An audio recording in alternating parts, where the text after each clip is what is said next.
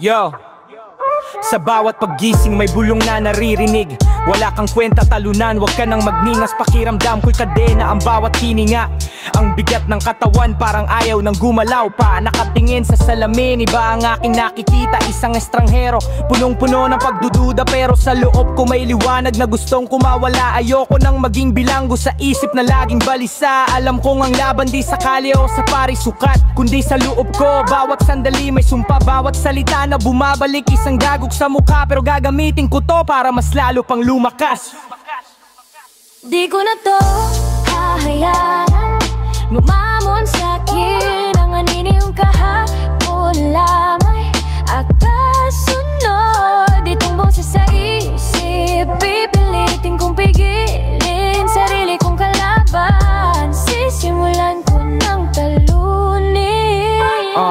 Hinaabol ako ng paano kung nga dapat sana. Mga pangarap na tinabunan ng takot at pag-aalinlangan. Pero ngayon, hawak ko na ang panulat at papel. Isulat ko ang kwento at hindi ka na pwedeng pumapel. Buburahin ko ang linya na sinulat ng aking kadiliman. Hahagbang ako pasulong kahit pa pakiramdam ko'y hinihila. Ang dating hindi, papalitan ko ng kaya na. Dahil sa bawat pagbagsak doon ko nahanap ang lakas. Alam kong ang laban di sa kalye o sa parisukat, hindi sa loob ko. Bawat sandali may sumpa, bawat salita na bumabalik. Isang dagok sa mukha pero gagamitin ko to para mas lalo pang lumpatos. Hahayaan lumamon sa'kin ang anino ng kahapon lamang. Nakasunod itong boses sa isip, pipilitin kong pigilin sarili kong kalaban. Sisimulan ko ng talunin. Ang bawat hindi mo yan ay magagawa at magiging gasolina. Ang bawat suko na lang ay magiging positibo na.